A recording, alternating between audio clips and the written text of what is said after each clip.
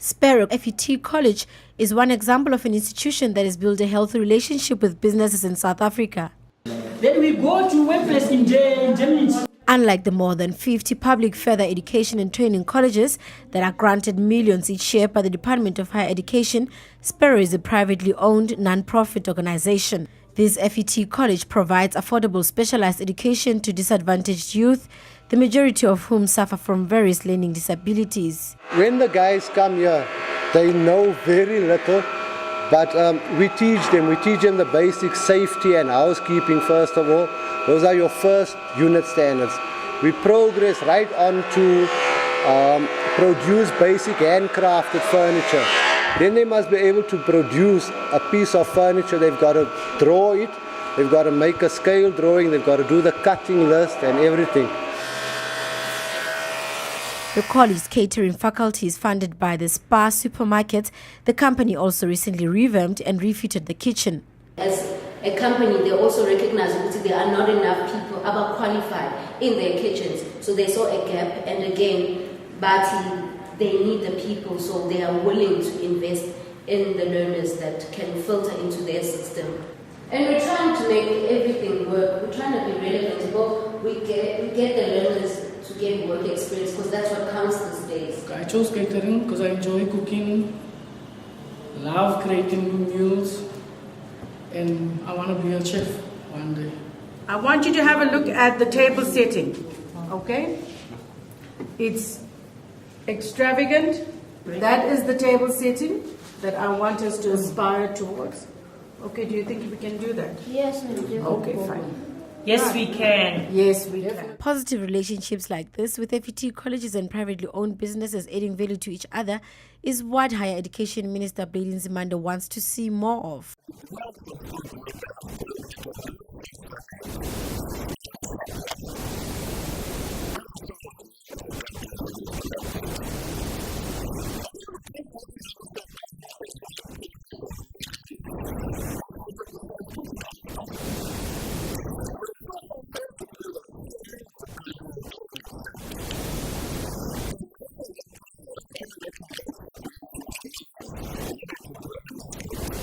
No training provider can do this without industry being on board.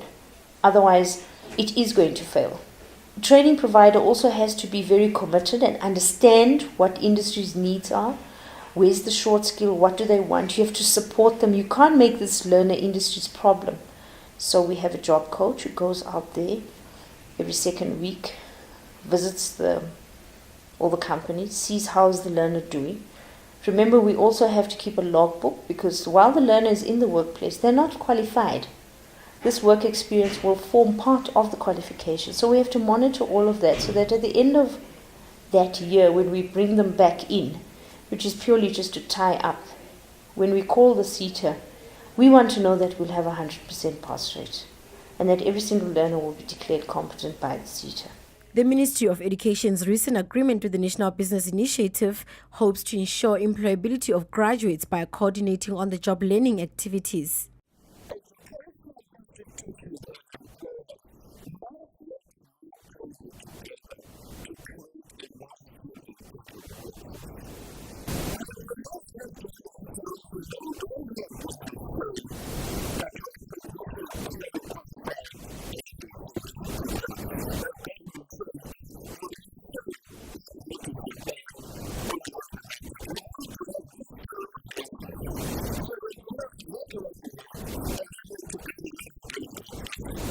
Unlike some of the government-funded FET graduates who are simply thrown into the workplace often without vital workplace experience, Sparrow FET College takes a great deal of care to ensure their graduates have relevant experience and immediately add value to the businesses of those they secure employment with. Some of the issues within the FET colleges that we are identifying is obviously weak controls, weak governance.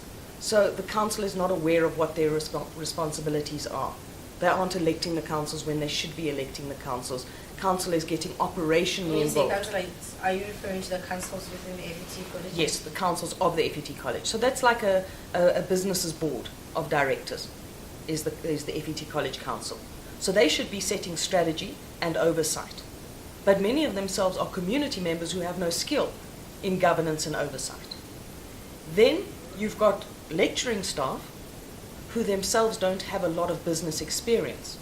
So they're going straight from an academic institution like their own college. Although fees are affordable at Sparrow FET College, some learners still can't afford to pay. This means a large part of school's operating cost still depends on donations. Mrs. Malema says the school is willing to partner with government-funded FET colleges, but that this will require a national mandate. I would really like to partner with public FETs because a huge amount of money, this year's budget, the president allocated 2 billion to public FETs. And so there's a lot of money in there. My only concern is that do they have the skill and the ability to engage with industry, because it's something that they've never really had to do before. And if you're not going to engage with the industry on a professional level, well, then the industry won't work with you. Considering the high level of unemployment in South Africa, educational institutions like this are worth investing in. This may help transform vocational training in South Africa and secure jobs for many young people. I'm Nzimande Higher reporting for Business Day in Financial Mail.